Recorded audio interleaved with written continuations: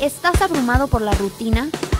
Todos pasamos por momentos donde lo que queremos es tomarnos un tiempo para detenernos y respirar.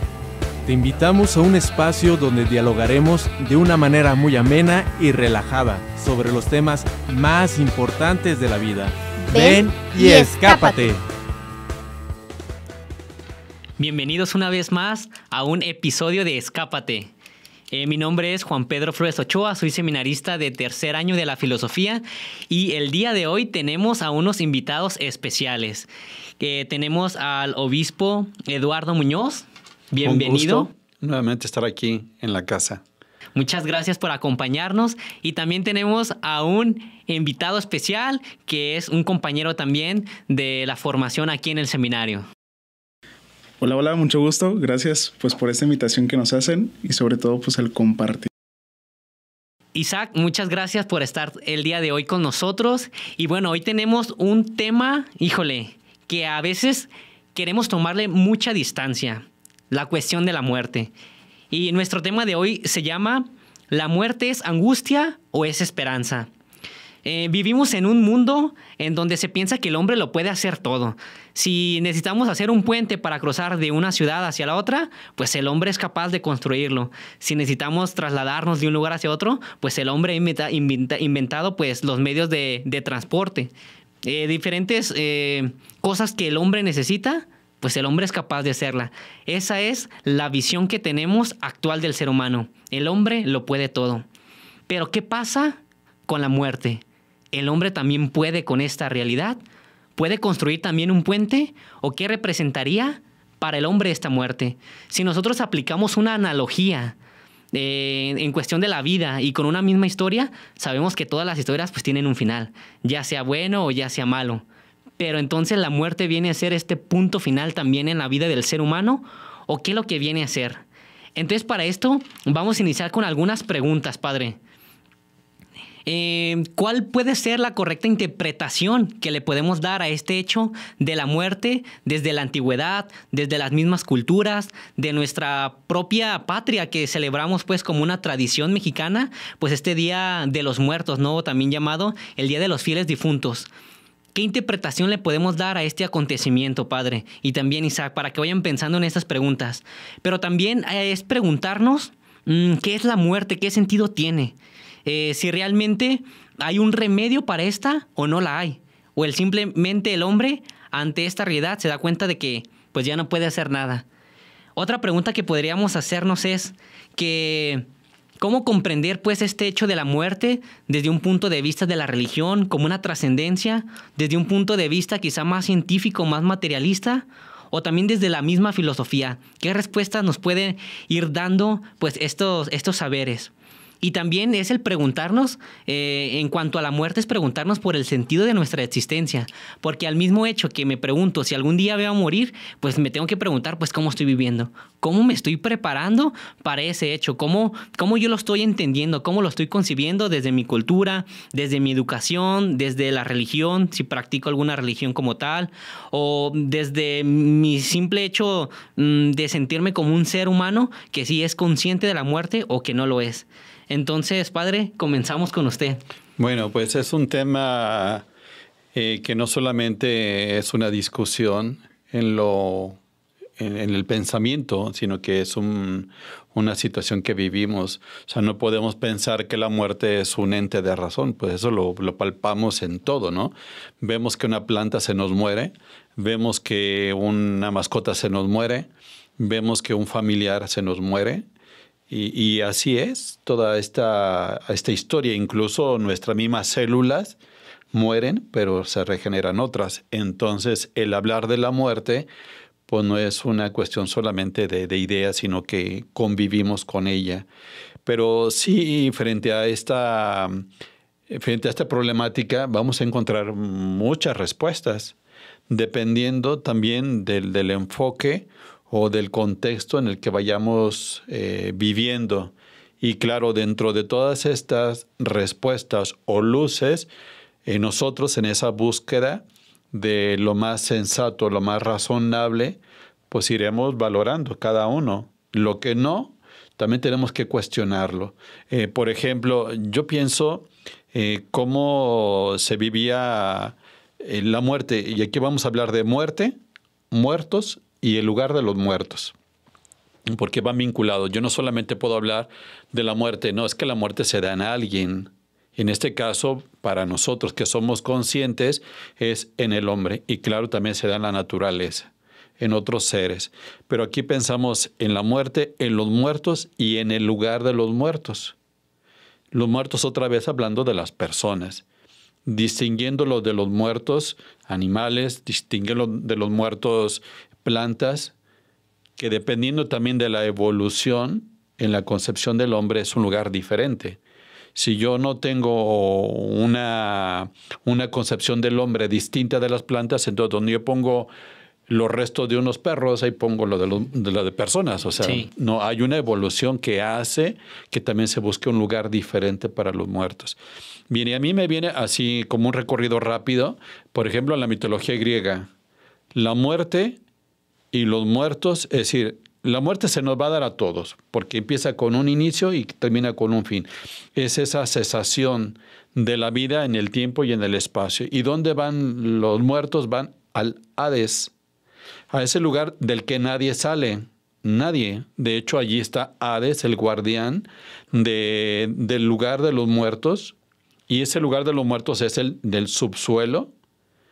Es allí donde es el lugar de la oscuridad, donde nadie vive, donde todo es la sombra. Entonces allí van, el lugar de los muertos. Pero en este camino hay alguien que te puede acompañar para ese lugar de los muertos. Allí no hay una vuelta. Es decir, el lugar de la muerte te aniquila. Ya no hay un retorno. Ya no hay un retorno.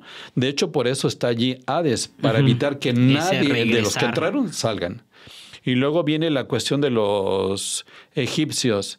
También es el lugar de los muertos, donde ahí le acompaña un animalito, un gato, pero es para que le acompañe en el camino, no es para que le acompañe del regreso. O sea, porque sí, no. Correcto. Entonces allí está esto. Y luego en nuestras culturas, también aquí de México, las prehispánicas, incluso aquí cerca de con nosotros, en Tonalá, todavía uno ve a la alfarería o algo y existen los nahuales.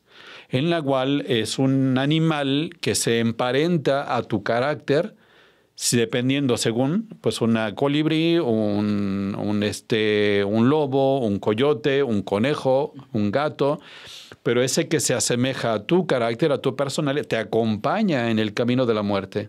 Entonces no hay una vuelta.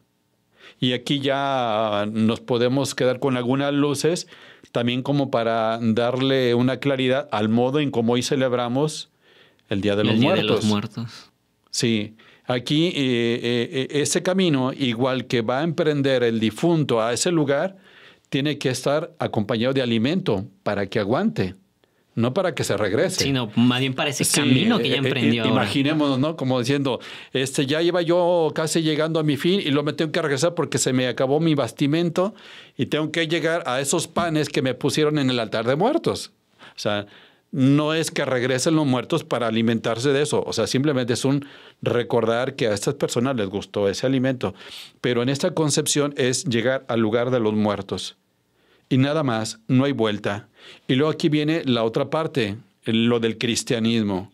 Ya en el Antiguo Testamento se preguntaban esto: ¿cuál es la suerte de todos? Y todos decían, es la muerte. Es decir, en el Sheol, en el subsuelo.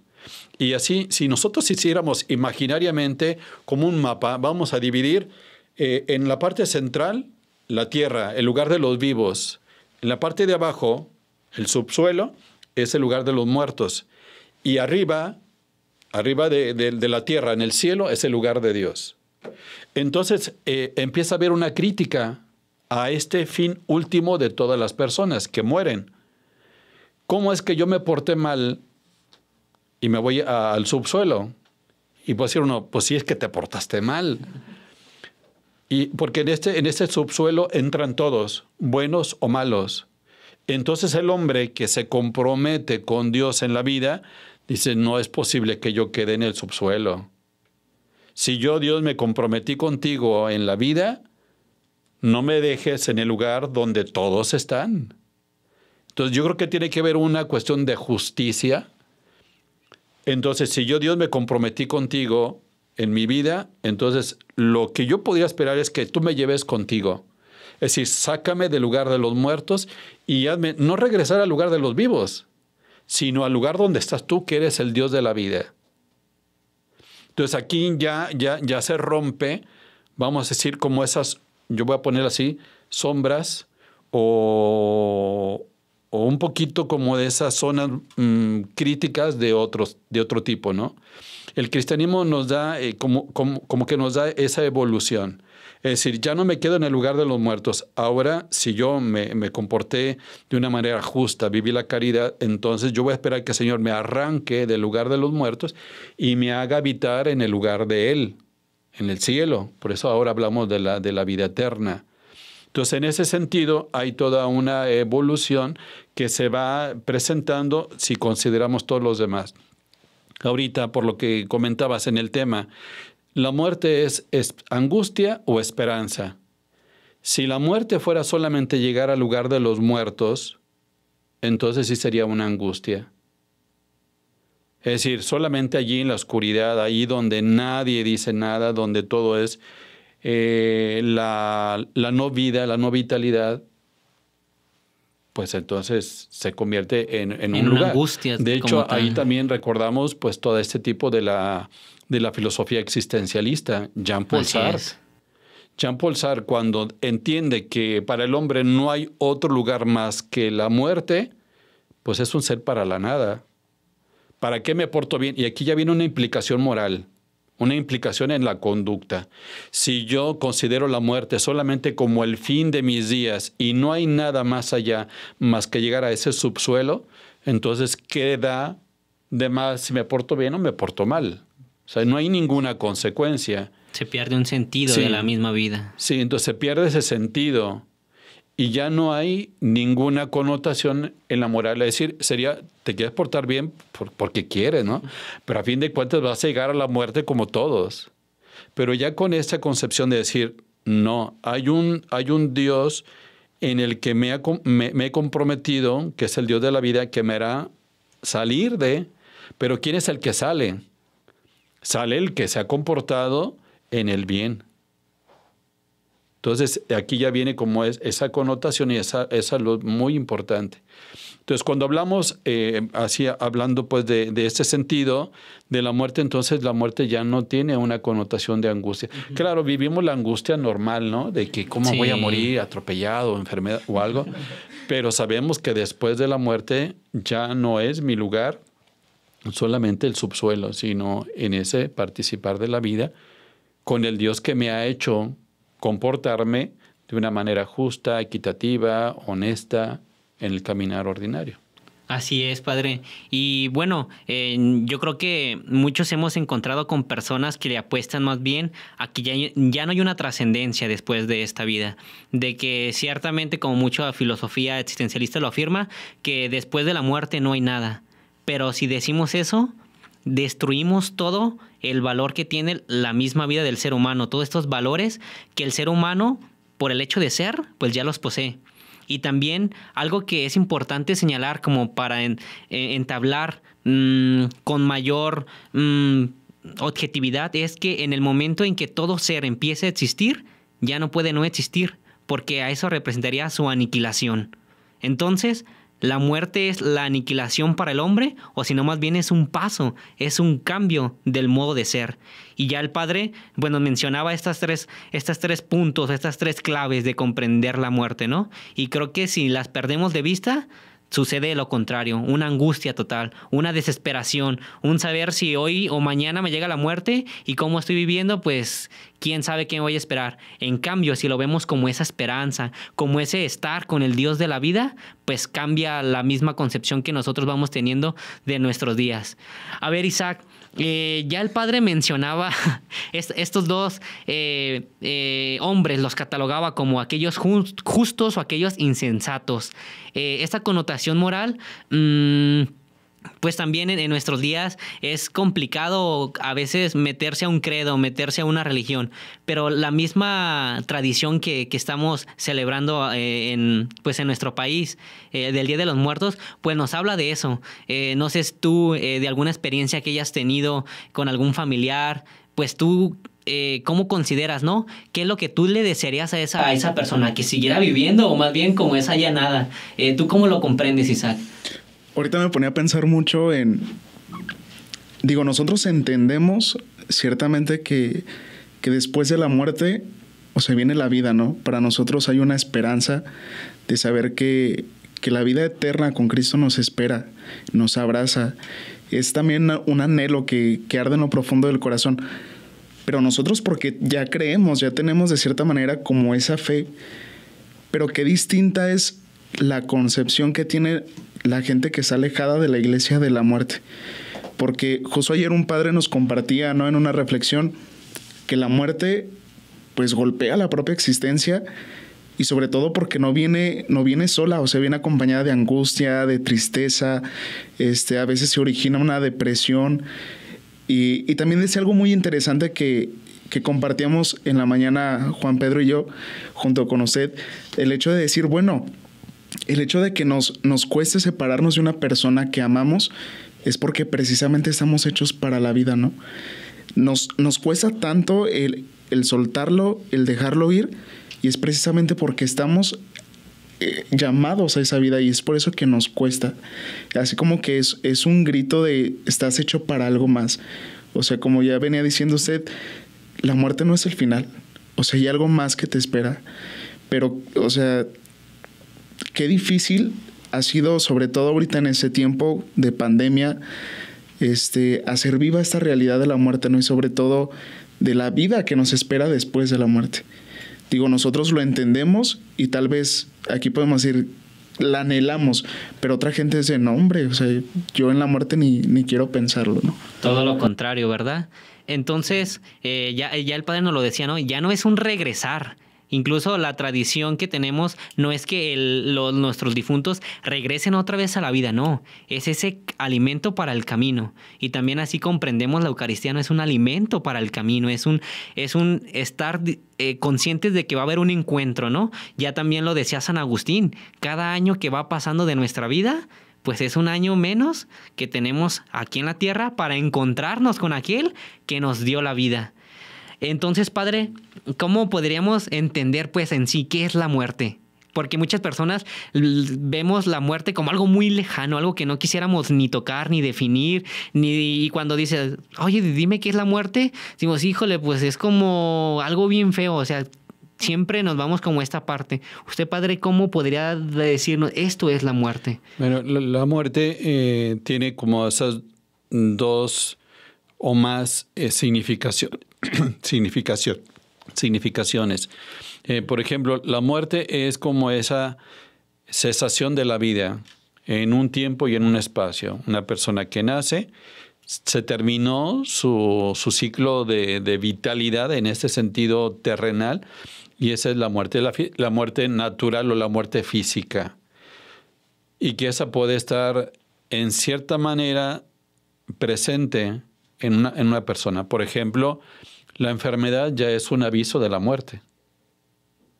La enfermedad de una cosa o de otra, incluso la muerte cerebral, pero no es la muerte de la persona, es de su cerebro, o es de un brazo, o es de un pie.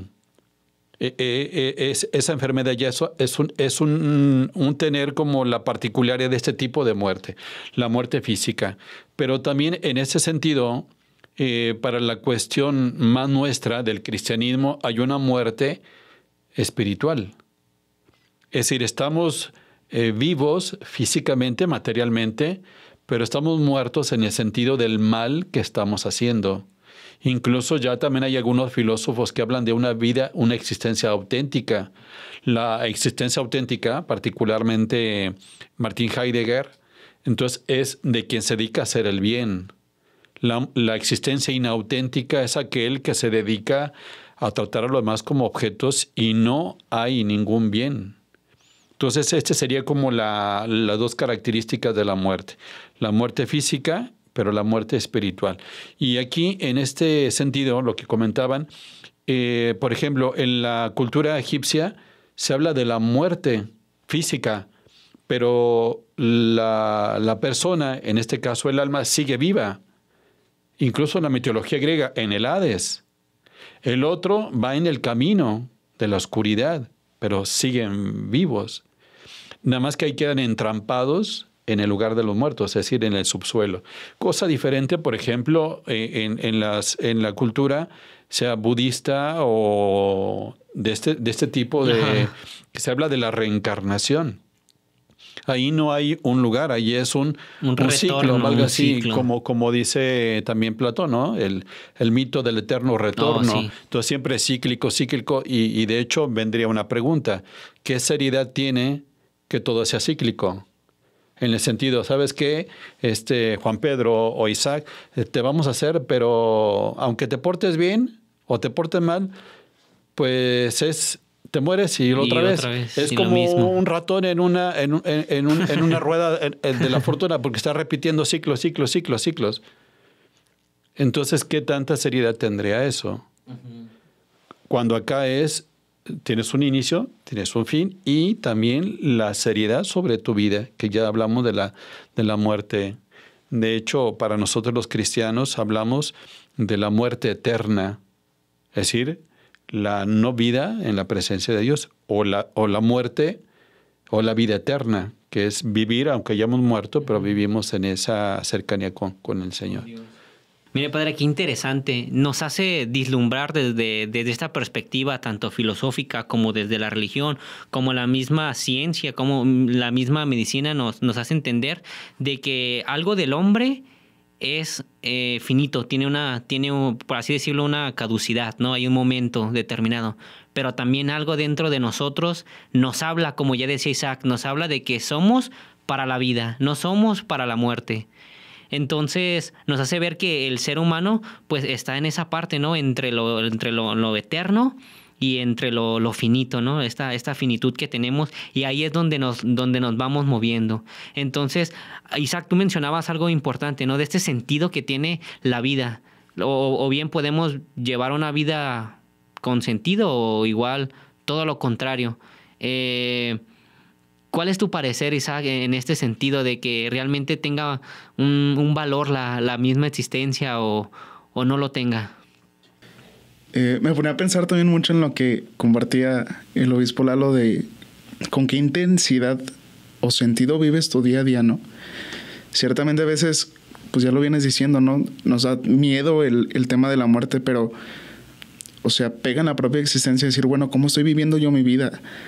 Si la muerte me llegara el día de hoy, ¿realmente estaría preparado? O sea, yo ahorita me preguntaba y decía, no, Señor, dame, no sé, una semana más, ¿no? Siempre es lo que muy me poco confieso, lo que no sé. 1000 cosas pasaron por mi mente, ¿no? Si este día fuera el último, ¿qué haría? Y en ese qué hacer, a lo mejor hay muchas respuestas, pero porque no estoy viviendo con autenticidad mi vida. A lo mejor yo quisiera, no sé, abrazar a papá, correr con mamá, decirle cuánto los amo, pero es porque no vengo diciéndoselos todos los días, ¿no?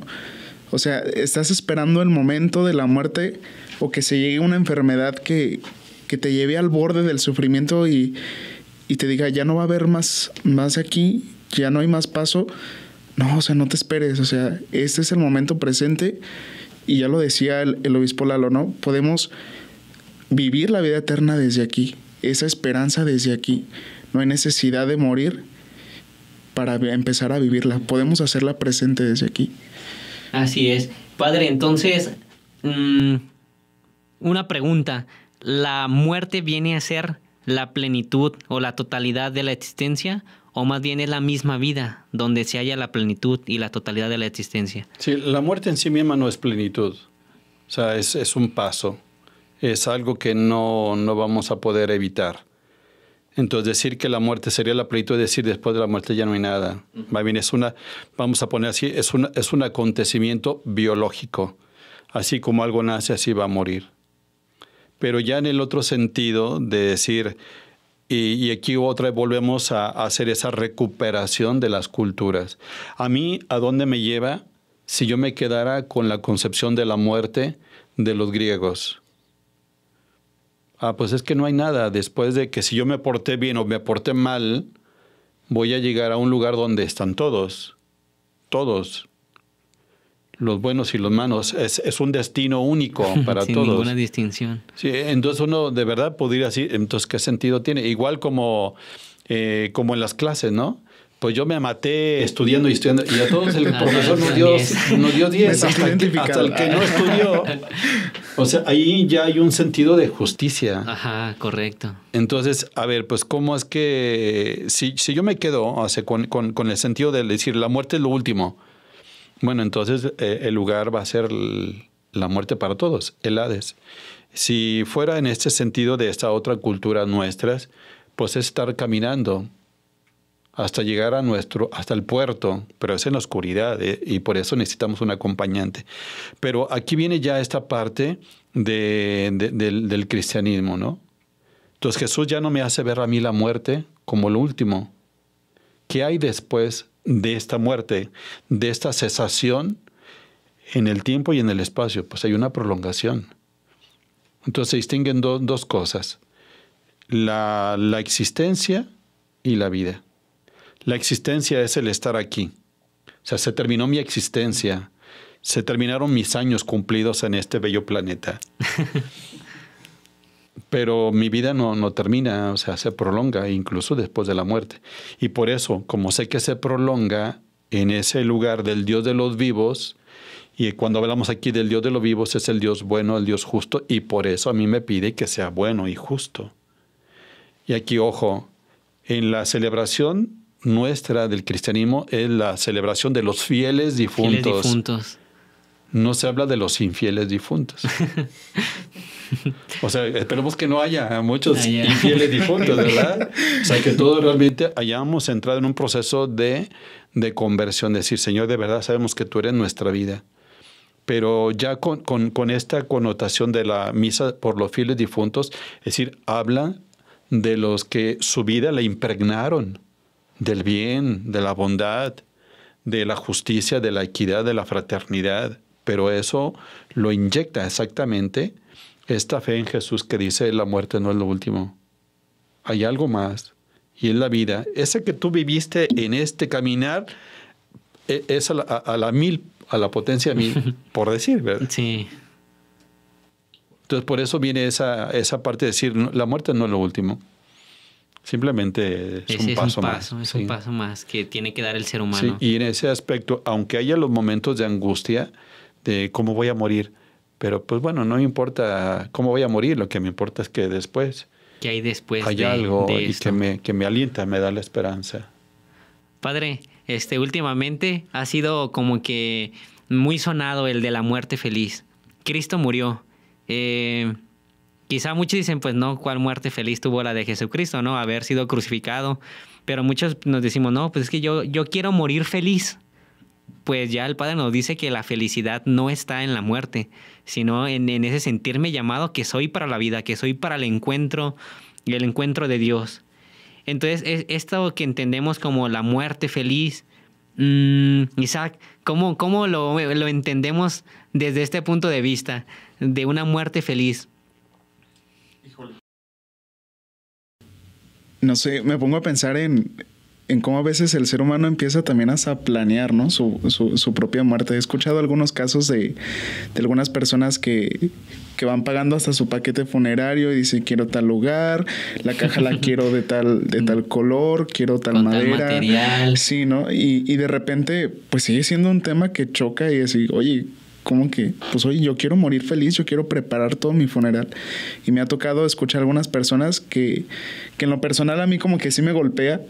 Y yo digo, bueno, yo no espero propiamente así la muerte, pero yo sé que como pase, pues yo sé, tiene algo ahí, ¿no? Un propósito y consta de mí el prepararme en esa, como ya decía el obispo Lalo, en esa fidelidad. Yo pienso que la muerte feliz, más que preparar lo material o lo externo, es prepararte interiormente, ¿no? Si yo voy a abrazar la muerte felizmente es porque ya acepté que Cristo es la vida y es mi vida, y después de eso ya no importa nada más. Muy bien, Isaac. Bueno, esto nos hace más conscientes, ¿no? De cómo estamos viviendo, cómo estamos llevando nuestro día a día, cómo nos encontramos, cómo nos ubicamos y en dónde nos encontramos en este punto de nuestra existencia. Tengamos 15, 20, 50, 60 años, los que tengamos. ¿En dónde estoy en este momento de mi vida? Es preguntarnos. Sí, pero también esa pregunta que hacía Juan Pedro. O sea, ¿qué entendemos por una muerte feliz? Uh-huh. Si yo entiendo la muerte feliz como el escenario material que tengo, por ejemplo, quiero morir feliz con mis hijos.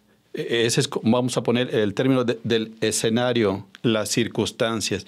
Quiero morir feliz habiendo fundado una empresa, habiendo tenido mi casa la más cómoda posible.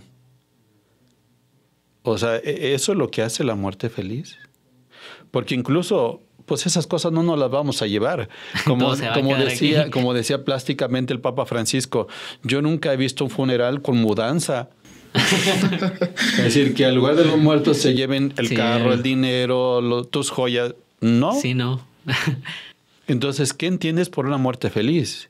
Si tu muerte feliz lo estás entendiendo como ese escenario, pues realmente ya las condiciones en las que estamos, porque ya llegó la muerte, ya toda la sensibilidad, como el sentirnos como espectadores, diciendo qué buena fiesta me preparé, ¿no?